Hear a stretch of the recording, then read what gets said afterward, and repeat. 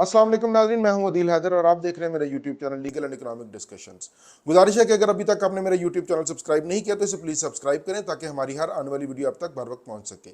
ناظرین، پچھلے دنوں $3 بلین آئی ایم ایف کی طرف سے ہمیں ملنے کی جو ہمارے ساتھ معاہدہ ہوا، اور اس میں سے مڈ جولائی تک ہمیں جو پہلے قسط ہے اس کی جو پہلی انسٹالمنٹ ہے وہ ہمیں ریسیو ہو جائے گی، اور یہ معاہدہ 9 ماہ کا ہے، شارٹ ٹرم معاہدہ ہے۔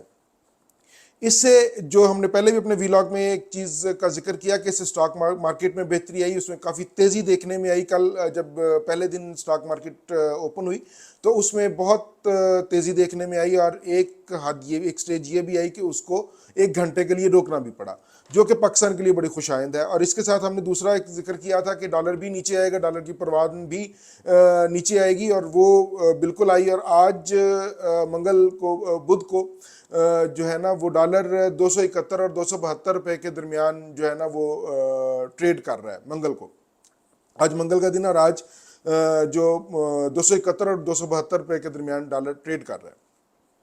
ناظرین، جو $3 بلین کا جو قرضہ آئی ایم ایف نے ہمیں شارٹ ٹرم معاہدے کے تحت دیا ہے، اس میں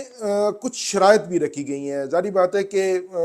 بنا شرائط کے تو وہ ہمیں نہیں مل سکتا تھا۔ اس میں جو شرائط رکھی گئی تھی اس کے اندر 215 ارب روپے کے مزید نئے ٹیکسز لگائے گئے، اور اس میں سب سے زیادہ جو افیکٹ ہوئی وہ سیلریڈ کلاس ہوئی، اور ان کے جو ریٹس ہیں وہ بہت زیادہ حد تک بڑھ گئے۔ اس کے علاوہ جو بجلی کی قیمت ڈیزل کی جو قیمت ہے وہ 7.5 روپے تک بڑھا دی گئی، اور بجلی اور گیس کی قیمتیں بھی بڑھانے پر غور ہو رہا ہے۔ اور ان حالات میں ایک طرف تو ہمارا ڈالر جو ہے نا وہ نیچے آ رہا ہے، سٹاک مارکیٹ اوپر جا رہی ہے، مگر دوسری طرف جو یہ حالات ہیں بجلی مہنگی ہوگی یا جو توانائی کے ذرائع ہیں وہ مہنگے ہوں گے، تو ایک مہنگائی کا نیا طوفان آئے گا۔ ناظرین، یہ تمام حکومتوں کا ہم نے یہ دیکھا ہے، میں ایز اے ٹیکس کا ایک اسٹوڈنٹ ہونے کے ناطے ہم نے دیکھا ہے کہ حکومتوں کا یہ زیادہ تر یہ وتیرہ رہا ہے کہ وہ بجائے اس کے کہ نئے ٹیکس گزار جو ہے نا وہ تلاش کریں اور ان کو ٹیکس نیٹ میں لے کے آئیں، وہ آلریڈی جو ٹیکس نیٹ میں موجود ہیں انہی کو جو ہے نا وہ انہوں نے نچوڑنے کا ایک وتیرہ بنایا ہوا ہے، اور جس کے اوپر وہ ہر بجٹ میں عمل کرتے ہیں۔ جس طرح سے سب سے پہلے اس بجٹ میں سب سے زیادہ جو کلاس ہٹ ہوئی وہ سیلڈ کلاس ہے، اور وہ پاکستان اس وقت بہت سارے معاشی مسائل کا سامنا کر رہا ہے۔ اس میں سے ایک جو مسئلہ ہے جو کہ بڑا سگنیفیکنٹ اور بڑا اہم مسئلہ ہے وہ ہے برین ڈرین کا، اور جو ہمارے پروفیشنلز ہیں وہ اتنے ہائی ٹیکس ریٹس کے ساتھ وہ کیسے سروائیو کر پائیں گے، اور یہ چیز انہیں مجبور کرتی ہے کہ وہ یہاں سے امیگریشن حاصل کر لیں یا یہاں سے موو کر جائیں۔ بہرحال یہ ان حالات میں حکومت پاکستان کو سوچنا ہوگا کہ ہمیں نئے ٹیکس پیئر تلاش کرنے ہیں، نہ کہ جو موجود ہیں ٹیکس پیئرز، اور انہی کو ہی نچوڑا جائے۔ اور ان میں سے جو سب سے جو ایزی ٹارگٹ ہے وہ سیلڈ کلاس ہوتا ہے، کیونکہ انہوں نے تو اپنی ریٹرن اور فائل کرنی ہے، اور ان کا ٹیکس جو ہے نا وہ ایٹ دا ٹائم آف جو انہیں سیلری ملتی ہے اسی وقت وہ ڈیڈکٹ ہو جاتا ہے۔ اس کے علاوہ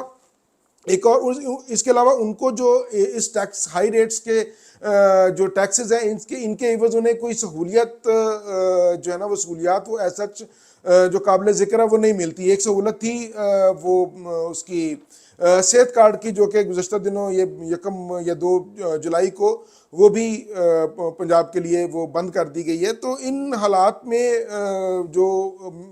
گزارا ہے ایک عام آدمی کا وہ بڑا مشکل ہو گیا، اور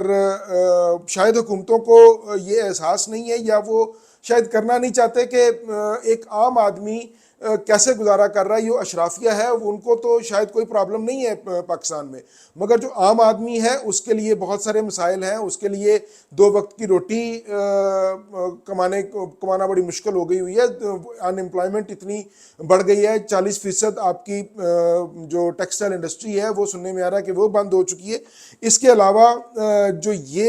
حالات ہیں اس میں جبکہ بجلی کی بھی لوڈ شیڈنگ ہے اور توانائی کے دوسرے وسائل جو ہیں وہ بھی ہمارے پاس کم ہیں، اور ان حالات میں جو انڈسٹری اور جو بڑے کاروباری جو ہمارے طبقات ہیں ان کے اوپر سپر ٹیکس کی مد میں 10% تک ایک اور ٹیکس لگا دیا گیا اس بجٹ میں۔ تو جب بجلی نہیں ہوگی، لوڈ شیڈنگ ہوگی، یا بجلی کے ریٹس وہ ہائی ریٹس ہوں گے، توانائی کے جو وسائل ہیں ان کے ریٹس ہائی ہوں گے، اور شرح سود اس وقت 22% ہے، اور جب وہ بینک سے قرضہ لیا جاتا ہے تو وہ تقریباً کوئی 25-26% تک چلی جاتی ہے، اور اس کے علاوہ جو ہائی ریٹس ہیں ٹیکسز کے، کارپوریٹ کلاس پہ پہلے ہی 29%، تو جو ان کی بیسک سلیب ہے وہ ہے، اس کے علاوہ مختلف قسم کے جو ٹیکسز لگتے ہیں جس میں WWF آ جاتا ہے، اور اس کے علاوہ جو بونس شیئرز پہ بھی ٹیکس لگا دیا گیا اس دفعہ.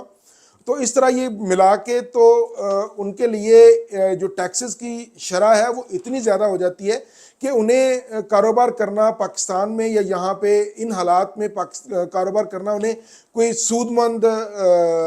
نظر نہیں آتا. اس لیے میری تو حکومت پاکستان سے یہی گزارش ہے کہ ان چیزوں پہ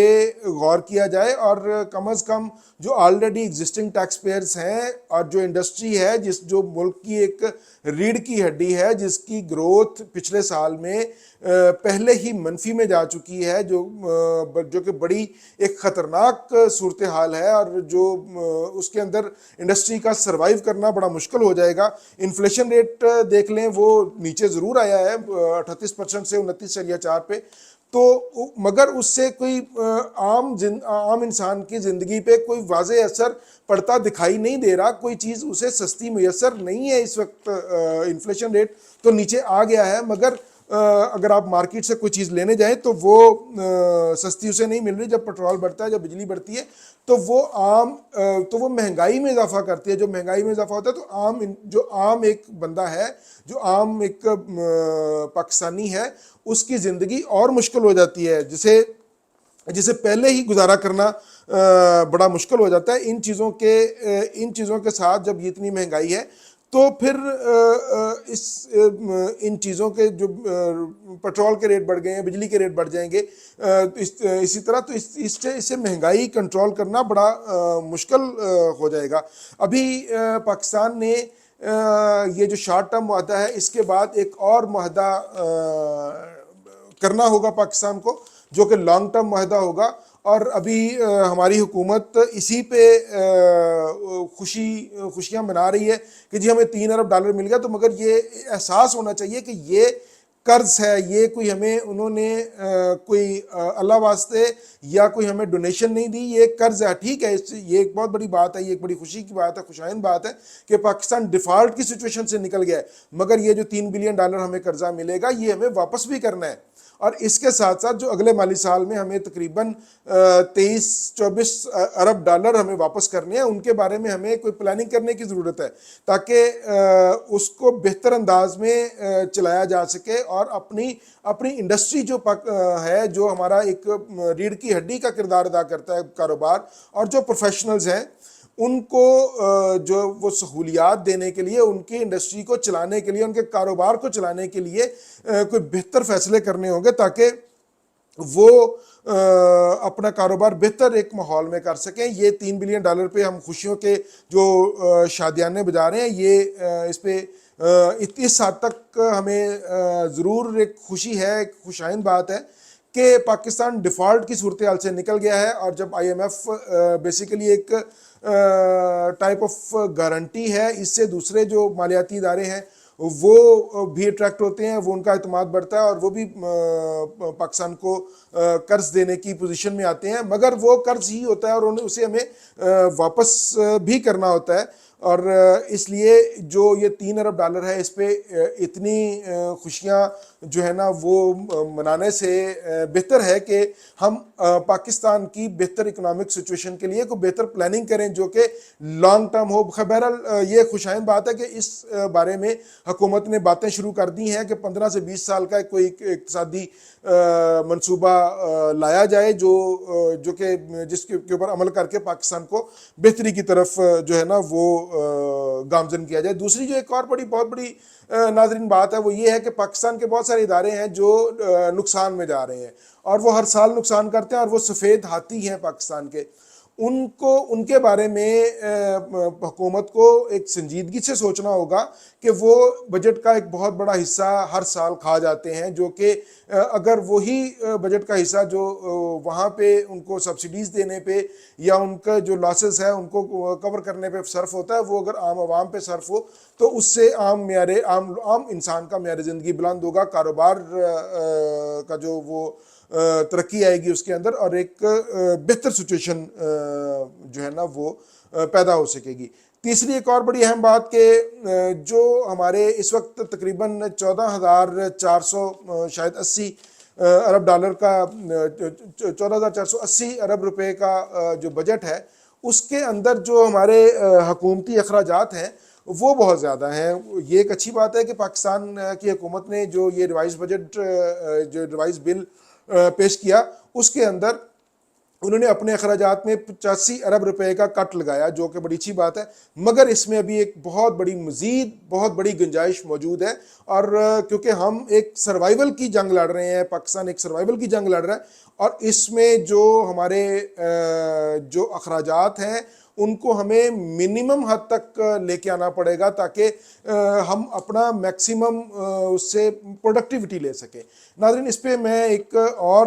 انشاءاللہ تعالی ویلاگ کروں گا کہ جو پاکستان کس طرح اپنے اخراجات یا پاکستان کس طرح اپنے جو فارن ریزروز ہے وہ بچا سکتا ہے، اور اس پہ انشاءاللہ تعالی جو اگلا ویلاگ ہے وہ میں اسی پہ ہی کروں گا کہ ہم کس طرح اپنے امپورٹس پہ کو مینج کر سکتے ہیں، کس طرح ان کو کٹ کر سکتے ہیں، اور کس طرح ان کو بہتر پوزیشن پہ لا کے اپنی پروڈکٹیوٹی بڑھا سکتے ہیں۔ یہ ہمارا ایک میں یہ سمجھتا ہوں یہ ہمارا ایک آئینی فرض بھی ہے، اور یہ ہمارا ایک اخلاقی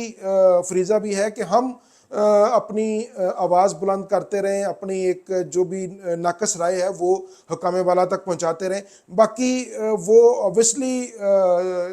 جو ہے نا وہ زیادہ بہتر طریقے سے جانتے ہیں۔ بہرحال یہ ہے کہ ہم اپنی انپٹ ہمیں دیتے رہنا چاہیے تاکہ کوئی نہ کوئی شاید بہتری کی صورتحال نکل سکے۔ ناظرین، آج کے لیے اتنا ہی، انشاءاللہ تعالیٰ نیکسٹ ویلاگ میں نئے ٹاپک کے ساتھ حاضر ہوں گے۔ ہماری دعا ہے کہ پاکستان کو اللہ تعالیٰ ترقی اور کامیابی کی طرف گامزن کرے۔ پاکستان زندہ باد۔ اللہ حافظ۔